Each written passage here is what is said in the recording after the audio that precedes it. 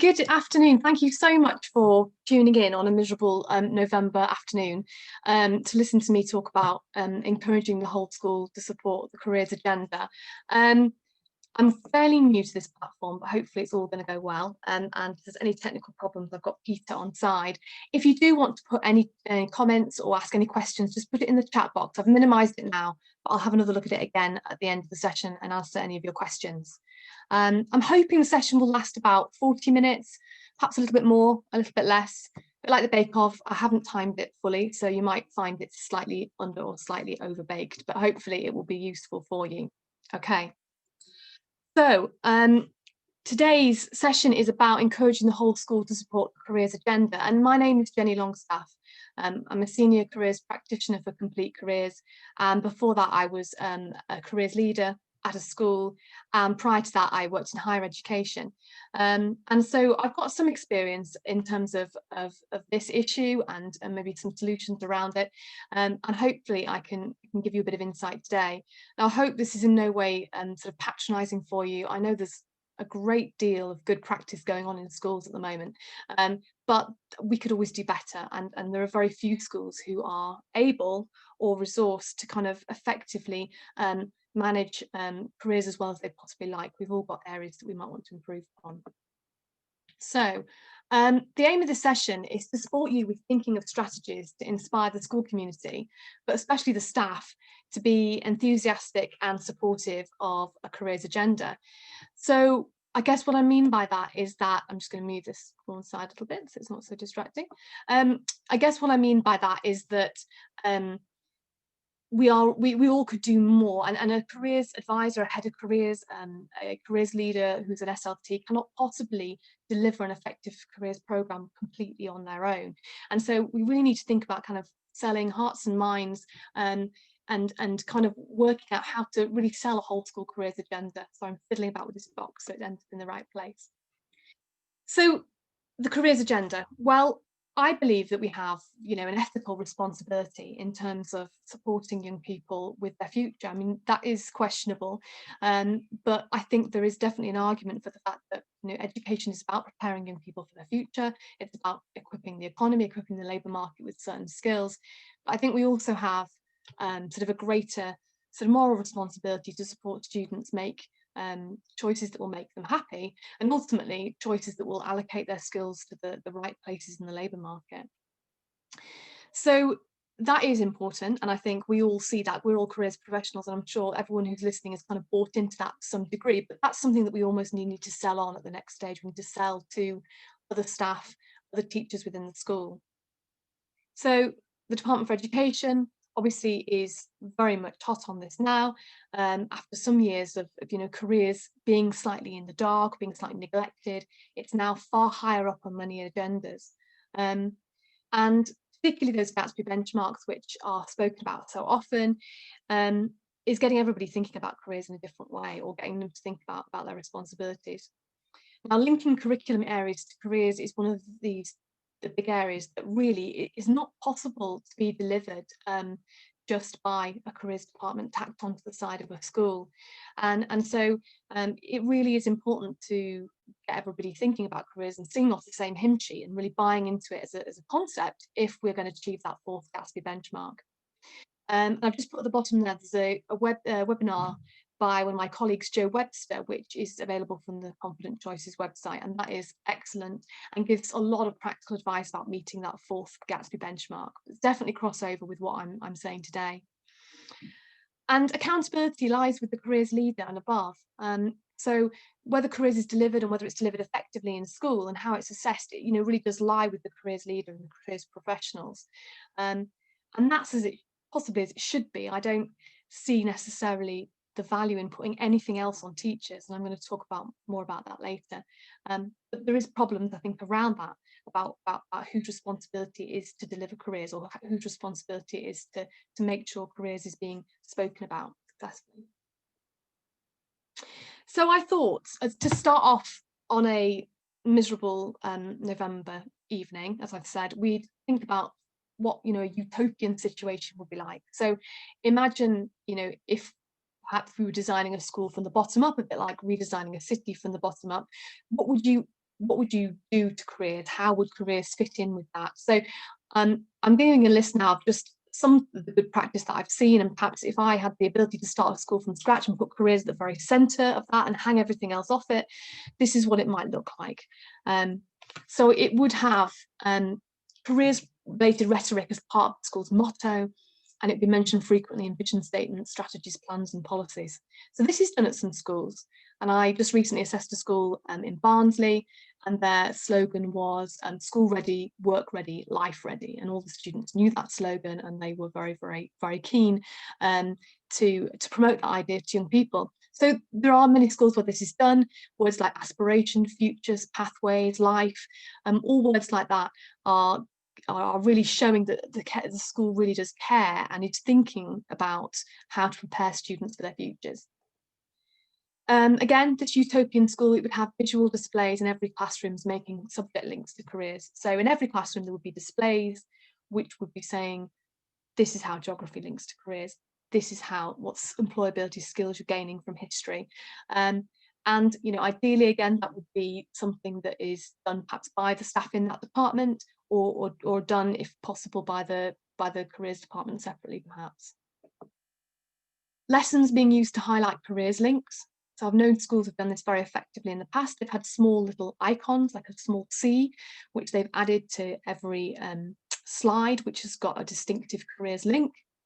So again, a geography lesson that talks about urban development might have a little C symbol and a little bit of narrative which says, okay, this is a good lesson if you're thinking about becoming a town planner, and these are the kind of things you might need to think about if you do this kind of job. There will be clear branding as well that highlights career links and the careers offer. So the careers department, if there is a department, which hopefully there would be, would have a very specific image attached to it. And that image could then be used, or symbols could be perhaps used to link careers in other parts of the school. And again, I've seen this done very effectively in some of the larger schools. Subject teachers would be organising visitors and trips that specifically identify career links. So this was something that was one of the sort of development points for a school I worked at. And so for a year, it was part of the sort of whole school development plan that departments would be sort of creating careers links or having a careers speaker in to talk to students. Far more effective, I think, having career speakers in when they relate to a specific academic department than when they are just general for everybody. Students are much more engaged. Subject teachers are able to promote it far more effectively in their lessons and really push students to attend them. So I think that works really, really well when this works well. And trips as well. Trips, to, engineering companies or factories. Anything that is kind of very, very specific to careers and getting students thinking about workplaces.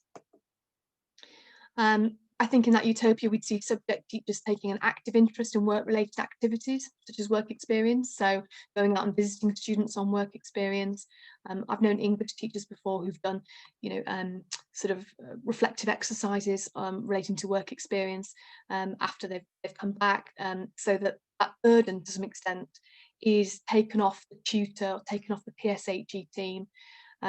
Obviously, we don't want to put that on the subject teachers exactly, but it might be that there's space for that within their work, and they can link it in with something that they were planning on already doing. We'd have tutors, and I mean this by sort of form tutors or tutors who have contact in a kind of pastoral capacity with students, having confidence and some grounding to deliver advice and information to students effectively. I think it's really, really valuable. And I think perhaps part of the problem I find with the 8th Gatsby benchmark is this idea that everybody receives guidance at a specific point, and that can sometimes trample on existing sort of referral systems where a tutor could say, I think this person needs guidance, I think this person needs support, and refer them on. So I think they need to almost be at a level where they're triaging students and working out, okay, who is a priority, who is particularly lost, or perhaps whose ideas around careers are perhaps not realistic or not very, very well informed. I think that's really useful. I think we'd have teachers sharing their own career experiences, and I'm going to talk a bit more about this later because it's difficult. Teachers have often maybe gone from school themselves to university and then into education, and they perceive themselves sometimes as not having relevant career experience to share, and I think in fact they do, very much so. But even if they're sharing things like their work experience at school or their part-time job, I remember teachers when I was at school who were often sharing their experience of work, either prior to teaching or when they were a lot younger, and it was really, really memorable and useful. I think we still have careers professionals teaching careers in discrete lessons, so separate careers lessons, which, you know, I think still have enormous value, whether that's encouraging students to create a CV or whether that's a lesson on self-awareness. And these will be delivered by either careers professionals or by tutors who kind of understand the value of careers education and are sold that it's useful. And they'd probably as well refer to the TDI framework. Gatsby is wonderful in terms of what schools should be doing and what they should be accomplishing to some degree, but I think CDI framework is based on what actually should students be learning, and I think there's nothing that kind of supersedes that. There'll be that robust referral structure I was talking about later, which encourages tutors and teachers to promote opportunity, so tutors feeling that they can refer students on and that their referrals will take place and that they receive some feedback on how the student got on, whether that's in terms of their action plans or careers notes. And there would be at the same time specific careers hub and department, which would have, you know, ideally more than one careers professional in offering guidance, offering teaching, planning resources. So that is my dream, and that's how, you know, if I was to start from scratch, I would design a careers program or design a careers offer, should I say. And many schools, and many of you may have elements of that within your work. You may recognise a few of them, you may have most of them, in which case, you know, congratulations and well done you. But I think there are challenges and there are issues, and that's kind of what I'm going to focus on now. Because why is this not happening across the board? And it's not. There are schools who currently really don't buy in any guidance or offer it themselves, who don't have specific careers lessons that they're offering, and I think that is a shame, and I think we need to be kind of working on why that is. So obviously careers hasn't been a priority within school for some years. In some schools it's very much been down to individual schools, and funding has been an issue. And so those teachers who've qualified in the past 10 years, they're sometimes unfamiliar with career learning. Career learning was taught much better in the 70s, 80s and 90s than it has been in the last 10 or 20 years. And so anybody who's qualified more recently perhaps might not see its value or even understand that it's something that is consistently or generally used to be delivered. And then where does responsibility lie? I think we'll always have an issue where it's difficult to pin anybody with careers, and I don't want this to sound awful because I really do believe teachers have too much on their plates as it is. I think if you look at something like the safeguarding agenda, which is very, very different, obviously, and it's maybe quite emotive to say it because it's about children's welfare when they're in school and their health and their safety. But I think in that way, safeguarding has been, you know, teachers are far more knowledgeable about safeguarding than they were. They're far more accountable in terms of having good practice and knowing about safeguarding. So whereas I don't think careers is at the same level of importance to that, and that's not by any means what I'm saying, I think that's an example of how you can, you know, encourage the whole school to be interested in an agenda, or have to be interested in an agenda, basically, even if you know, perhaps they're not going to be assessed on it in Ofsted, or perhaps, you know, obviously their departmental targets aren't going to relate to it, as they are unlikely to do. The main issue, I've gone through a couple there, but the main issue I see is being teachers at capacity within their roles, and there being something else for them to do. And I can imagine any time I've talked to teachers about careers or them engaging with it, this has, you know, been a real barrier. Teachers are besieged at the moment, and they have been for years, but particularly now, and with the restrictions about COVID, some teachers are having to move around their classrooms every hour. They're being squashed, they're being pushed. Resources are few and far between, and it's something else for them to do. And then tutor time is often used therefore for catch-up time, so a time when there might have been a capacity to watch a careers video or to have a little informal discussion about jobs. That's much harder now, and tutors sometimes are unable, or, you know, really finding it very, very difficult to deliver careers that they might might be meant to deliver, or we think they could be delivering as a careers leader, but also, you know, they're maybe not having time for those informal conversations that are so useful to students. And so that's really, really difficult. There's limited appetite for staff training as well. I mean, you're all here tonight, so I'm preaching to the converted, but you know, there is limited capacity and limited appetite for it. And there's so many other things that are demanding um, of teachers' time. And strategy, you know, and things like safeguarding and the prevent agenda, or lots of the things which have incredible value and importance, you know, are meaning that the staff training is literally squashed down, so it's very hard to get that. There's sometimes an issue in schools with students having time out for accessing careers guidance, and staff can sometimes feel reluctant to let students out, and I know how they feel. It's really difficult if you know a student is going to need to catch up, and you might even have to follow up that they have been caught up. That's really quite problematic, and so I can understand that being a real barrier for some teachers, and careers just being something else to detract from their teaching. I think there's generally a suspicion and underconfidence in talking about careers, amongst teachers sometimes, but amongst other staff as well in schools and in other workplaces, and sometimes even obviously amongst parents as well. There is a sense that you don't know things, there's a frightened feel that you might get caught out, which I think is a sensation that any careers guidance professional will really, really relate to, and particularly when you first start out in the profession. But I think that comes from a misunderstanding of the purpose of careers guidance. It brings me on to my next point, but really, careers guidance is not about knowing everything about everything, because actually things change all the time. So if a student came to me and said, I would like to know more about the police force, I'd almost certainly look up applying to police forces in their region, rather than give them loads of information that I might have learned from a student I spoke to 6 months ago or a year ago, or an article I'd read. Careers is really about supporting students to learn themselves, to research themselves. It's encouraging them to be proactive, and it's encouraging them to think for themselves. And so I think that really is about educating people about what modern careers guidance and information is about. Okay, so if we think about my topic of presentation today, which is all about getting the whole school to support sort of a careers agenda and buy into a careers agenda. As I said initially, I'm really going to be focusing on teaching staff. Students, obviously, as you can see from this slide, are at the heart of it. This is why we're doing it. We want students to feel empowered, we want them to be supported, we want them to be well prepared for their future. That is the ultimate aim. But all those stakeholders, all those people around them, all those groups around them are influencing that. So we've got there the wider community.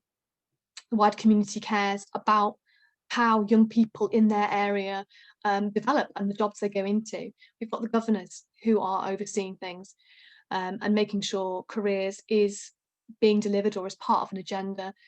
We've got family, and by no means just parents, grandparents and siblings have an enormous impact on the career choices that young people make and have a real sort of stake in their future. And we've got the pastoral team, and by that I mean tutors, so form tutors, heads of year, deputy heads of year, people who are in charge of pastoral support for year groups or for the whole school.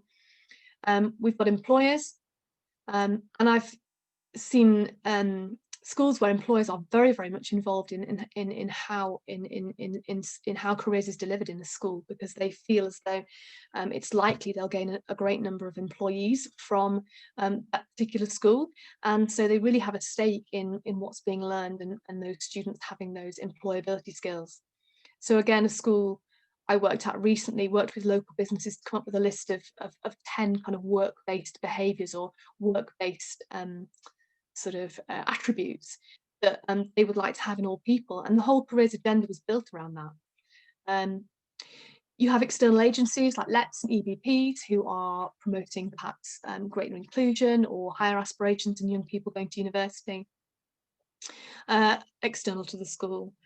You've got learning support staff, and I think these staff are sometimes sort of undervalued. Whereas a teacher is standing at the front of a lesson, The learning support staff, the teaching assistants, are within the lesson, often having more one-on-one conversations with students, and not necessarily only the students that they are working with, you know, in an SEN capacity. And I think they're a great untapped resource in terms of supporting students with careers. Then we've got the leadership, the SLT, the head, we've got the teaching staff, and we know that Gatsby 4 is never going to be achieved until we kind of win over the teaching staff and support them as best as we can to kind of make those career links. And then we've got the careers professionals who are in the school and who obviously already care about careers and don't need to be sold on its value in education, but who still might need support in their own way, and certainly have a great stake in those students. So really, what I'm going to be focusing on for the remainder of this session is those names in blue there, those people who are in school, those teaching staff, pastoral staff, learning support staff, the leadership team, careers professionals and governors, and how they can be kind of brought on board to a careers agenda. So approaches. I'm going to give you some ideas of different things that you could be looking at, and I'm going to go into some quite specifics. So one thing I think works very effectively in terms of getting the whole school into this careers agenda, or singing all about careers, is to get the careers leaders and careers advisors to contribute in staff meetings and emails, and just generally raise the profile of the careers department or the careers office or the careers hub or whatever it is. And even if that is very small, even if that is just an advisor coming in a quite limited capacity, perhaps they would be willing within their time allocation to send emails to staff or engage them in some way in a wider agenda. Perhaps go to a staff meeting and be introduced to everybody so they can put a face to the name. I think that's got a lot of value. I think the next point is that designing a careers model that works. So I talked earlier about how we perhaps design a school very differently if we designed it with careers at the centre. Some schools, you know, are not really able to redesign the whole structure, but some schools are, and some schools really are putting careers at the centre of what they do. Colleges quite often, newer schools, particularly schools that have just recently become academies. And so within that, they can be looking at things like having a strong careers department on the side, how they buy in external guidance. They could also be looking at things like allocating money to department reps. Is that something that is feasible? Is it feasible to give time and a small amount of money to subject teachers, for example, in order that they have greater oversight in terms of careers? I don't know, but it's almost like going back to the drawing board a little bit, like I did with that utopian slide, and thinking, okay, you know, how can I arrange it differently? I think encouraging careers language to be used consistently and inspiringly by the senior leadership team to other staff is really helpful. So if senior leadership are constantly talking about careers or futures, pathways, that really, really helps. And that's going to then filter down to greater kind of career literacy among staff. So really, we want to help staff have that confidence to discuss careers and to understand, like I said earlier, the role of information in careers guidance, that you don't have to know it all. Actually, you know, you're an adult and they are a young person, and you are going to have a unique perspective on this if you do the right sorts of things. But having that language in place is really useful. So if lessons, we're talking about employability skills, we're talking about strengths and weaknesses, we're talking about journeys, we're talking about careers, decisions, choice, apprenticeships, college, BTEC, university. All this language is being used more by staff across the school than immediately careers is just sits higher up on the agenda.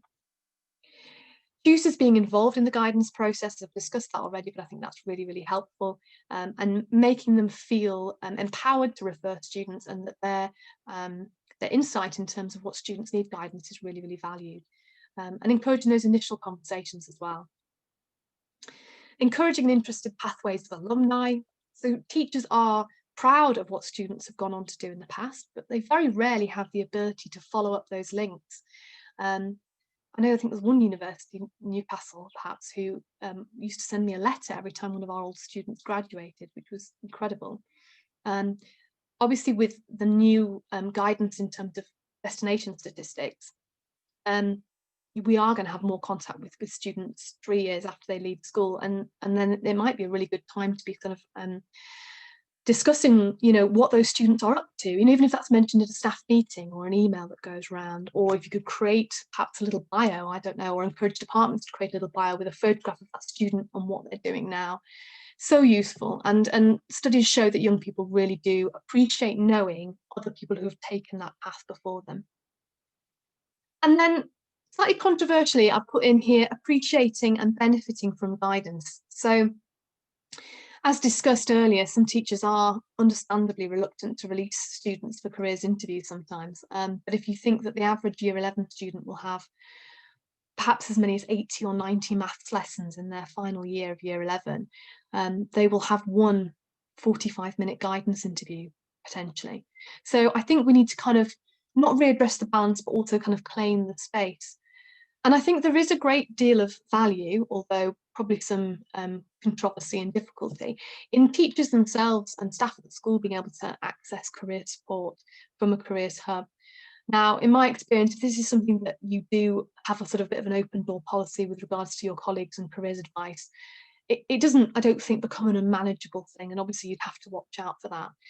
But it might be that your careers guidance practitioner, you allocate them a day a year to come in and do some guidance with staff, or it might be that, you know, as a careers professional yourself, you have an open door. I don't think this means in any way that you're going to get an exodus of teachers leaving the profession. I think sometimes people just really want to reflect on where they are professionally and understand the positive choices that have brought them to where they are, perhaps where their career might go next.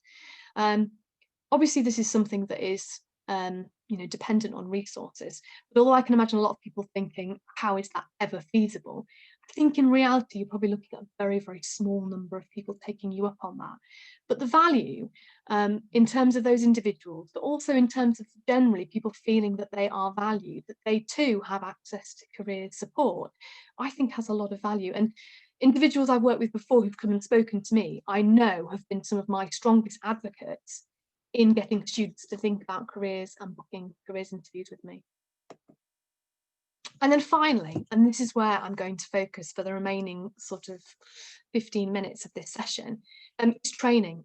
So all these things are only going to be achieved if we can sell careers effectively to teaching staff who are burdened and pressured by a million different things and a million different sort of demands on their time. So we're only able to kind of effectively, I think, deliver careers, and we're only going to be effectively be able to get everybody behind a whole school agenda by having contact with them and saying, look, careers is good, careers is useful, and this is why. So this is the next part of this session is actually going to be me running through some careers training that I have done before in schools to groups of staff, so teaching staff and non-teaching staff. And I'm going to take you through kind of a very compressed version of that. I would normally spend about 50 minutes, or I have spent about 50 minutes delivering this, and I'm just going to run through it for you in about 10 minutes or so. But this is something that you might feel confident to deliver yourself. It might be something that you would ask an organisation like Complete Careers to come in and deliver. It might be something that you see if your careers advisor or careers professional will be willing to deliver within their school. It's a little bit of an extension activity for them. It might take them out of their comfort zone, but you might be surprised they might be willing to do it. But it's something ultimately, I think, you know, if you're somebody who cares about careers and you have a bit of a careers training and background yourself, you might be comfortable delivering. So when I ran this before, I ran it in groups of 8 or 10, but I think you could do it in larger sessions. It would be slightly different. You could do it to 200 teaching staff in a lecture theatre if you wanted to. It could last 20 minutes, it could last an hour and a half. Anything between those times I think would work. It could be organised by department, so you could take the geography department one side and do careers training one week and then history. But I think that's probably unlikely. It could be done by tutor groups. So you might start with year 10 tutors, for example, particularly if they move up the school. That's really, really useful.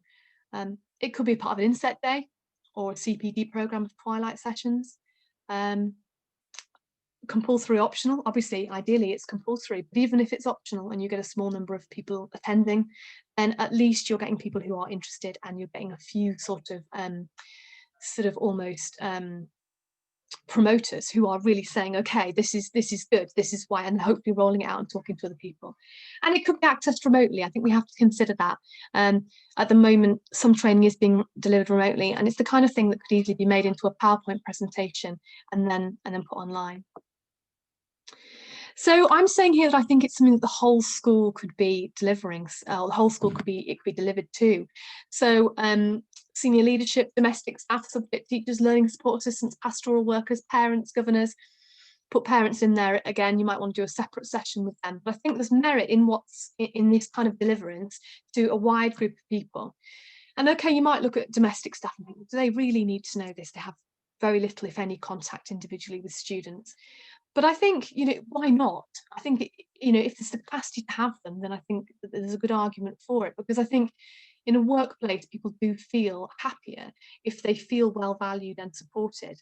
And I think when you're selling the careers agenda to people, you are selling it in such a way as to show how it's helpful for them and help them understand its importance. So I think you have to see it as having, okay, predominantly the value is in encouraging everybody to be talking about careers for the benefit of the student. There's definitely a side benefit, which is that it is supporting staff with their own careers and their own lives. Okay. And if this offers some support and guidance, is maybe welcome regardless of who they are. And at universities I've worked at in the past, the careers department has worked alongside staff development in terms of delivering that, not only guidance but other sessions. You need to consider who are you going to be your priorities. You might want to start with the leaders, then you might want to move to the learning support system. If it's going to be a 2-year rollout of training, then maybe think about who you think is the most important group to start with. So what follows, as I said, is a kind of sample of the kind of training that I would be offering to staff in school, or you could offer to staff in school. And the aim of these sessions is not to push on staff more responsibility or give them new ideas necessarily about how to meet the 4th Gatsby benchmark, or have put a few ideas at the very end. It is to help them develop a critical mindset about their own careers, feel confident talking about careers to young people who they see, and understand the value of those careers conversations with young people. So really the idea of this is that someone gets to the end and thinks, I wish someone had done this for me, and really sees the value of careers and feels empowered to have some of the conversations themselves, whether that's subject links in their lessons, whether that's tutor group chatting with students. So I've gone to the black slides now to show you this is the kind of training that I'll be delivering. So I would start off when I was delivering this kind of training with asking a really broad question, like, what do you wish you could say to 15-year-old you? So again, in small groups, you can do discussion-based, feedback to the front. In other situations, you might do talking in pairs. But immediately this gets people saying things like, well, I'm sure some teachers will say, don't be a teacher. Some people will say, have more fun. But I think it brings up a lot of different themes, this question, whenever you ask this.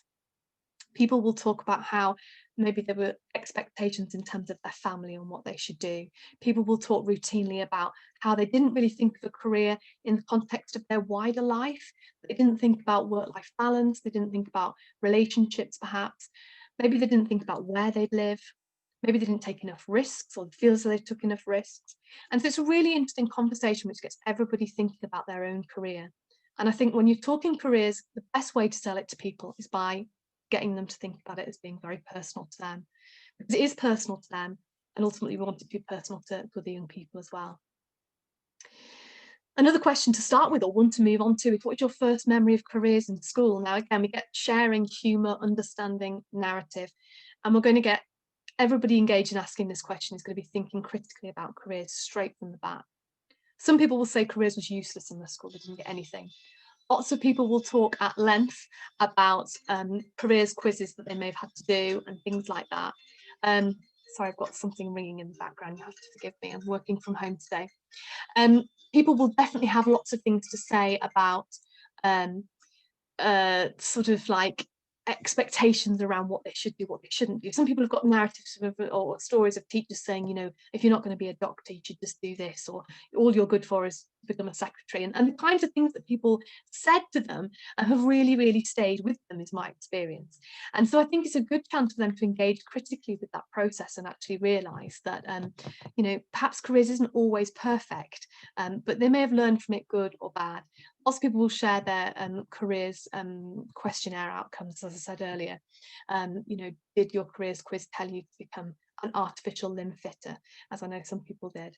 But I always say with that as well that it told me to become a careers advisor, which at the time I thought was ridiculous and ironic. And I only really thought about it again several years later, when it's an area that I accidentally ended up in. So it's something that you can sort of really, really engage with and think about. The other thing you could do is actually have a little go at a quiz. So if you're near computers or you've got iPads there or anything like that, which would be great, you can actually have a go at a careers quiz as well, like this one here, which is the UCAS Buzz quiz, or it's available on iCould as well, which is another website. Really, really good. And again, it's fun. It's very quick. It gets people thinking about careers critically. Does it say teacher for everybody? It's unlikely. Why does it not say teacher for everybody? It's because actually the teachers will probably be happy in a wide variety of careers. And so it's just getting them to think about their own career and the context it's in. The next thing I would talk about is a little bit of career theory. So the aim of this is, you must reassure them if you do anything like this, is not that they remember any of this or that they really learn it. Career theory is something that careers professionals have got to know in order to do their training, but it is a really helpful way of looking at careers. It basically lets you know that there are different ways of looking at it. So again, we're developing that kind of critical mindset. So career matching, you may be familiar with this idea that we have set qualities and attributes that match well to different roles. And so I'd ask them then, can you apply that to any elements of your career journey? Was there a time when you career matched and then ended up doing a certain thing? The socioeconomic approach, which is a theory that we're all part of a wider social context influenced by our family, our parents, our aspirations, where we're from, can they apply that to an element of their career journey? Chaos theory, an understanding that a great deal of the world that we hope to negotiate as our future selves is unpredictable, unimagined, and they apply that to an element of their career journey. And then finally, planned happenstance, which is always one that I tend to end on, which is that individuals should be supported to make their own decisions and be well equipped to meet with opportunities, have sort of a flexible and optimistic attitude to their future.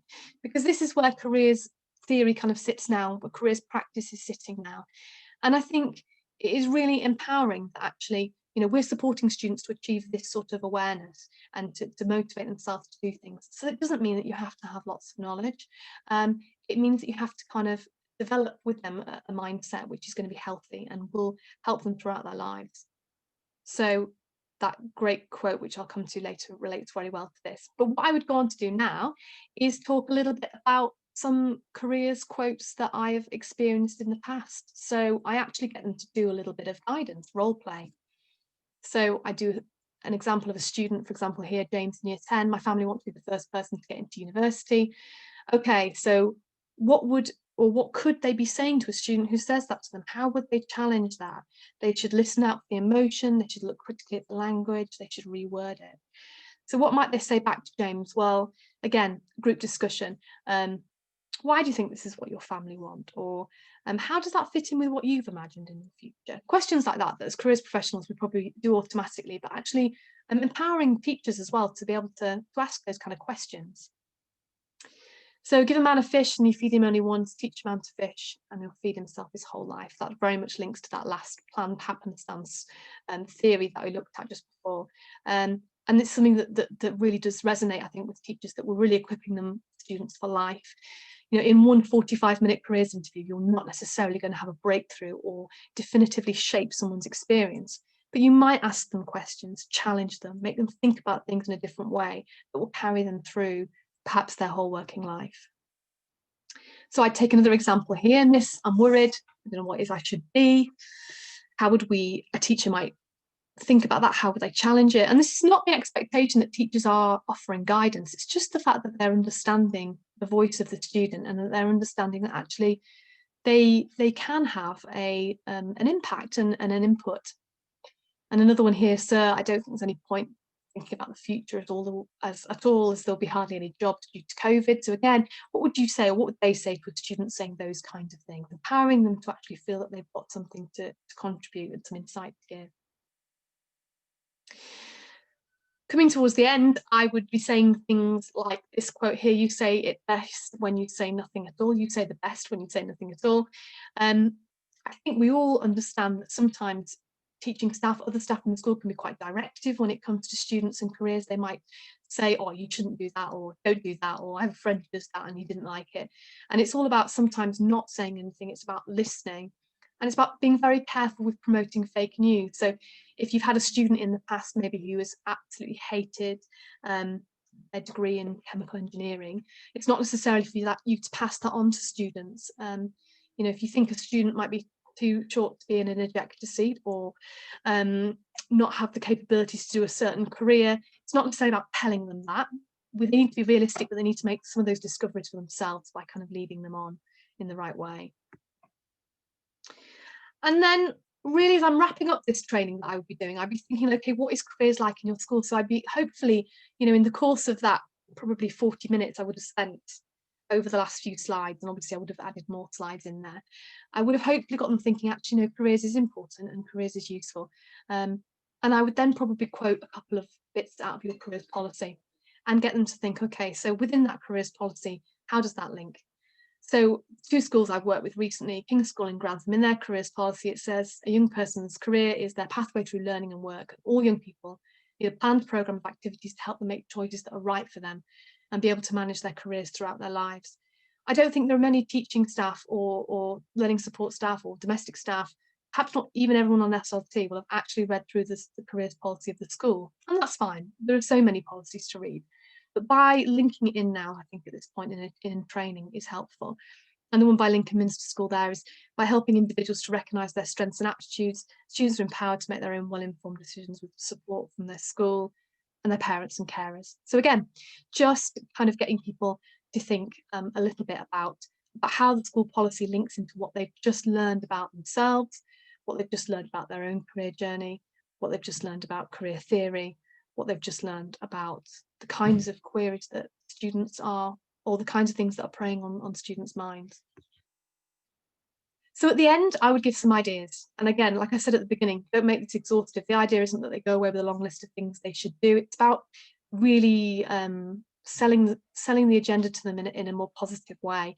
But you could give some examples, such as active listening to young people and encouraging them to develop a critical approach to their future, promoting self-awareness in lessons, making curriculum links to careers reps and departments, and that could be either students or staff, and using trips and visits and opportunities to talk about careers.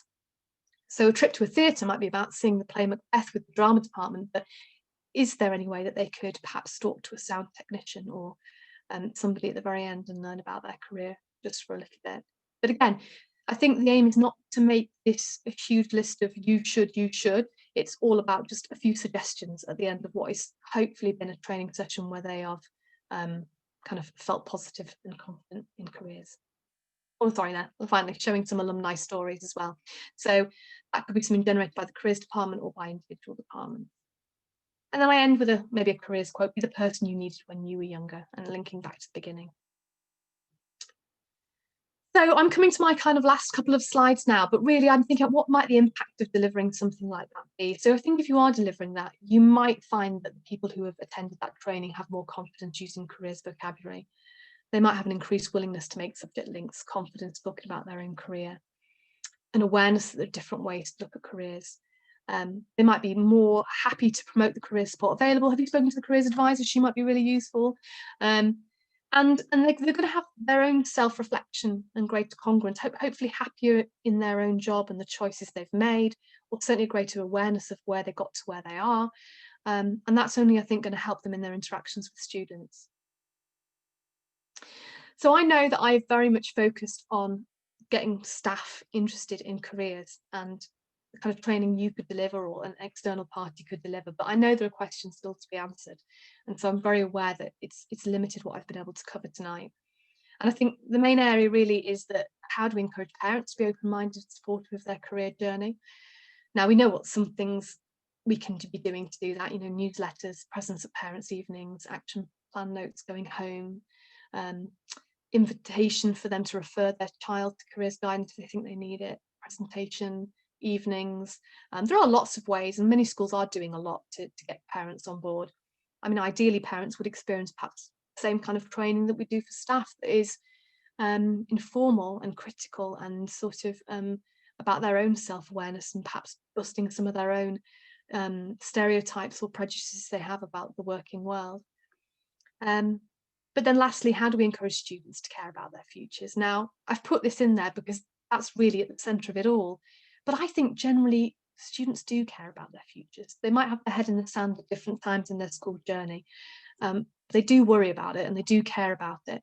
So careers education needs to be there. It needs to be separate to departments. It needs to be in departments. It needs to focus on things like character and employability.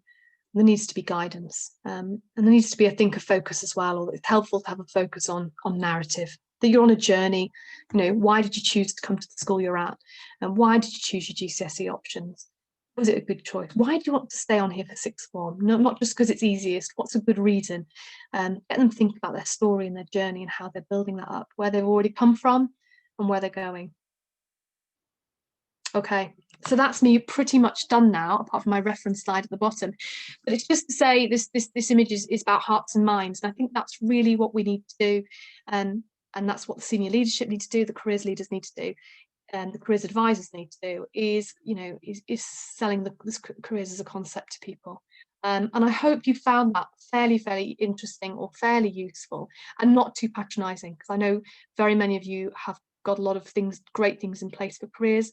Some of you will feel like you're starting from scratch, but hopefully there's some guidance there in terms of how you might go forward and getting all school interested in the whole school agenda, the careers agenda. And the last slide is just my references there, which I can go off. Brilliant. Okay, this is where I'm probably going to have a technical fail. I've managed 45 minutes, I'm afraid, a little bit longer than I said, 5 minutes longer. If anybody has got anything they want to ask now or put in the chat, please do. I'll just scroll back through to see if there's anything else said.